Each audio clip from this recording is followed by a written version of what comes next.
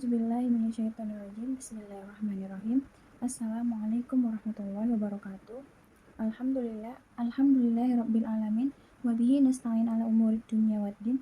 Wassalatu wassalamu ala asrofil mursalin wa ala alihi wa sahbihi ajmain. Amma ba'd. Segala puji bagi Allah Subhanahu wa taala yang begitu banyak memberikan kita kenikmatan, baik itu nikmat iman, Islam, dan nikmat yang tiada taranya, yaitu nikmat kesehatan. Salawat dan salam tercurahkan kepada baginda Nabi Muhammad SAW, yang mana beliau telah menuntun umatnya dari zaman jahiliyah atau zaman kegelapan hingga membawa kita ke jalan yang benar. Semoga kita selalu mendapatkan syafaatnya di yaumul kelak nanti. Amin amin ya rabbal alamin. Sahabat-sahabat yang dimuliakan oleh Allah Subhanahu wa taala, pada kesempatan kali ini saya akan menyampaikan ceramah singkat saya mengenai pemberdayaan masjid dan ekonomi syariah. Masjid disebut sebagai media dakwah. Penamaan masjid berasal dari bahasa aslinya Arab, yaitu dari sajadah, sujud yang berarti patuh, taat, serta tunduk dengan penuh hormat dan takzim. Kemudian menjadi bentukan kata masjid merupakan isim yang berarti tempat sujud. Dengan demikian, penamaan ini menunjukkan fungsi utama masjid adalah tempat sujud atau menjalankan ibadah sholat. Ditinjau dari sistem dakwah, masjid merupakan sarana atau media yang menghantarkan manusia kepada jalan Allah Subhanahu wa taala. Jika kegiatan-kegiatan dakwah masjid dikelola dengan sungguh-sungguh secara profesional, maka fungsi dakwah akan mampu menyentuh dan memberdayakan masyarakat sekitar masjid. Fungsi masjid selain digunakan untuk tempat melakukan sholat 5 waktu, sholat Jumat, sholat tarawih, dan ibadah-ibadah lainnya, masjid juga digunakan untuk kegiatan syiar Islam, pendidikan agama, pengajian, dan kegiatan lainnya yang bersifat sosial. Seperti disebutkan dalam Quran Surah An-Nur ayat 36, yang dimana artinya, bertasbihlah kepada Allah di masjid-masjid yang telah diperintahkan untuk dimuliakan dan disebut namanya di dalamnya, pada waktu pagi dan waktu petang. Keberadaan masjid juga menjadi indikator perkembangannya agama Islam di suatu daerah. Masjid di Indonesia masih berperan dan berfungsi seperti yang diajarkan Rasulullah SAW, yaitu sebagai tempat penyebaran dan pendidikan Islam. Fungsi masjid yang sesungguhnya dapat dirujuk pada sejarah masjid paling awal, yaitu penggunaan masjid pada masa Nabi Muhammad SAW, Al-Khulafa al-Rasyid, dan seterusnya.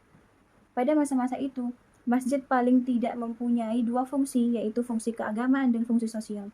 Fungsi masjid bukan hanya tempat sholat saja, tetapi juga lembaga untuk mempererat hubungan dan ikatan jamaah Islam yang baru tumbuh.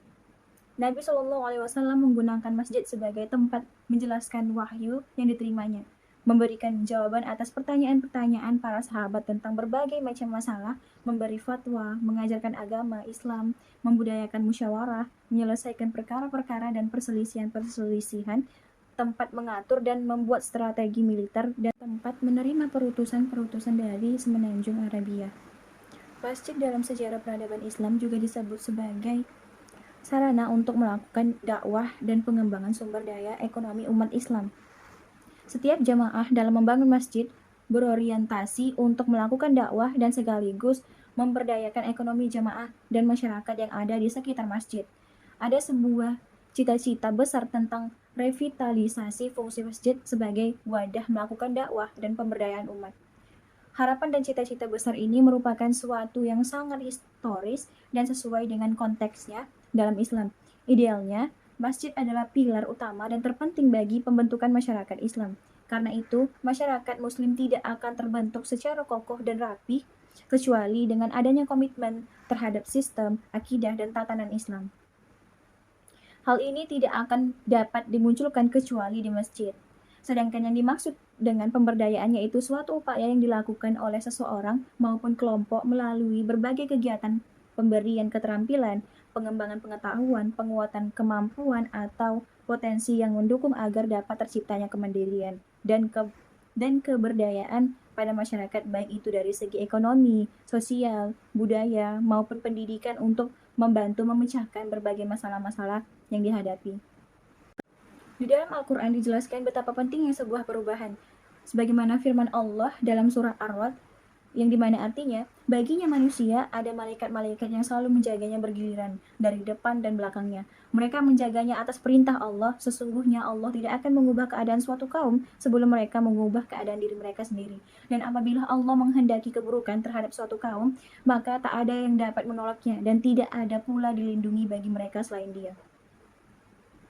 Pemberdayaan diarahkan guna meningkatkan ekonomi masyarakat secara produktif sehingga mampu menghasilkan nilai tambah yang tinggi dan pendapatan yang lebih besar. Upaya peningkatan kemampuan untuk menghasilkan nilai tambah paling tidak harus ada perbaikan akses terhadap 4 hal, yaitu akses terhadap sumber daya, akses terhadap teknologi, terhadap pasar, dan akses terhadap permintaan. Ekonomi syariah adalah bentuk penerapan konsep nilai Islam dalam menjalankan kegiatan ekonomi baik secara langsung maupun tidak langsung. Ekonomi masyarakat juga termasuk dalam segala kegiatan ekonomi dan upaya masyarakat untuk memenuhi kebutuhan hidup, yaitu sandang, pangan, papan, kesehatan, dan pendidikan.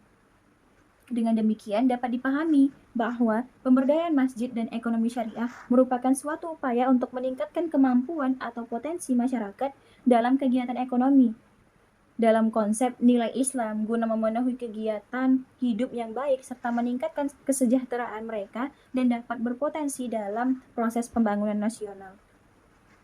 Dalam perspektif Islam, isu-isu yang mengaruh kepada pola pemberdayaan telah disebutkan 1400 abad yang lalu. Hal ini ditandai dengan banyaknya ayat Al-Quran ataupun hadis yang apabila dihubungkan dengan konteks pemberdayaan merupakan spirit pemberdayaan dengan landasan rahmatan lil alamin.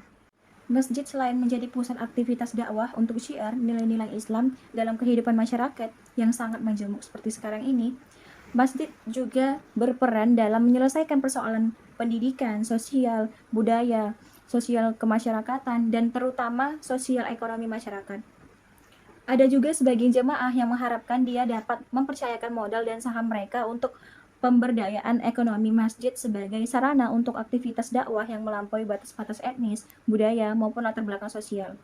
Berdasarkan indikasi yang telah ditemukan, bisa terbaca dari terwujudnya partisipasi penuh dari masyarakat antara lain kebersamaan dalam membangun fasilitas masjid sebagaimana yang pernah terjadi pada masa renovasi pertama, banyaknya mengalir infak, wakaf, dan sedekah dari jamaah. Masjid milik jamaah dan masyarakat. Sebaliknya, masyarakat memiliki masjid. Persoalan masjid adalah persoalan masyarakat dan begitupun sebaliknya. Persoalan masyarakat adalah persoalan masjid. Ada berbagai upaya agar pemberdayaan ekonomi masyarakat bisa dijalankan dengan baik, di antaranya mempersiapkan pribadi masyarakat menjadi wirausaha.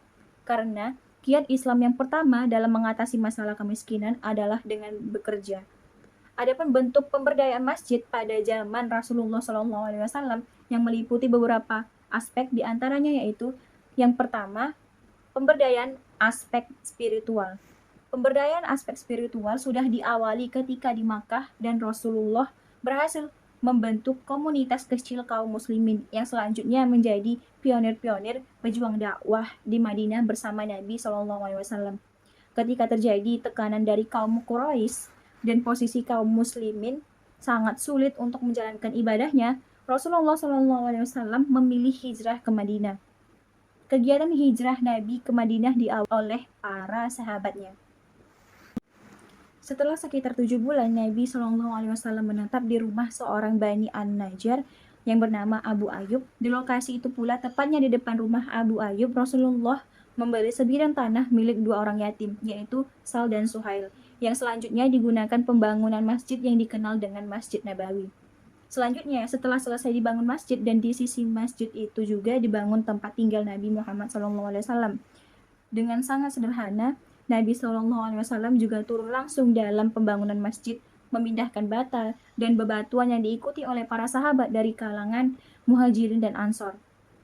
Setelah Nabi SAW membangun Masjid Nabawi dan dikumandangkannya seruan azan oleh Bilal bin Rabah di setiap waktu sholat, kaum muslimin menemukan ketenangan dan kebebasan dalam menjalankan ibadah yang selama 10 tahun tidak didapatkannya di Mekah. Lalu yang kedua ada pemberdayaan aspek sosial. Masjid Nabawi yang dibangun sebagai pusat ibadah dan aktivitas kaum muslimin telah mampu menghapus seluruh sikap sosial yang lemah pada masyarakat Arab atau yang disebut sebagai fanatisme suku, konflik berkepanjangan dan sebagainya. Rasulullah SAW memerintahkan mengajari dan membimbing dalam mensucikan jiwa kaum muslimin. Beberapa upaya yang dilakukan Nabi dalam membangun sikap sosial masyarakat, yaitu di antara lain yang pertama, dengan pengalaman ruhani di dalam masjid, seperti sholat berjamaah. Selanjutnya, melalui pendidikan di Masjid Nabawi dan tauladan Rasulullah SAW secara terus-menerus ditanamkannya, seperti menyampaikan ayat-ayat Al-Quran dan hadis. Lalu, melakukan penguatan persaudaraan antara dua kelompok muslim dengan bentuk mempersaudarakan antara kelompok muhajirin dan ansor. Lalu yang keempat, memperdayakan aspek pendidikan. Nabi melakukan pemberdayaan pada aspek pendidikan. Dimulai di Mekah, Rasulullah SAW menyeru kepada kaum Quraisy mengajarkan dan membimbing kaum muslimin dengan kandungan Al-Quran secara dialogis. Lalu yang kelima, pemberdayaan aspek ekonomi syariah. Masyarakat Arab dikenal sebagai pedagang atau saudagar yang sukses di Jazirah Arab. Sebagian dari mereka juga memiliki moral yang baik, seperti suka membantu dengan hartanya, namun yang dinilai lemah dari perilaku ekonomi mereka adanya tindakan riba.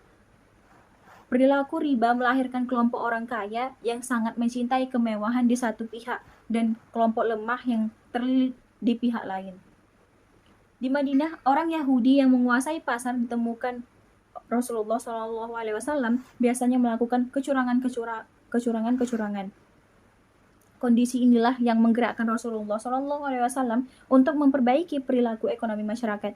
Penguatan ekonomi syariah berbasis masjid dalam dakwah Nabi SAW di Madinah lebih difokuskan pada 3 hal, yaitu penguatan etika bisnis Islami yang harus diterapkan dalam transaksi jual beli di pasar atau di tempat lainnya oleh seorang muslim, seperti larangan menipu, curang, haramnya perbuatan riba, dan sebagainya.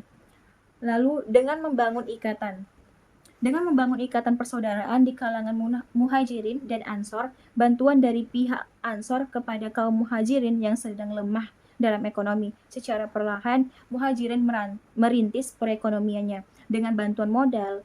Ada yang memulai usaha atau berdagang di pasar, seperti yang dilakukan Abdurrahman bin Auf dengan memberikan lahan. Ada yang memulai bertani dan lain sebagainya.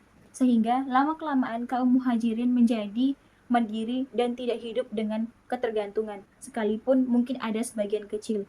Bagi kaum Ansor, dengan dilandasi ketaatan kepada Allah dan Nabi-Nya, memberikan sebagian harta kepada saudaranya yang membutuhkan akan melahirkan ketenangan jiwa dan semangat dalam bekerja, yang tentu akan bertambah dalam keuntungan hartanya.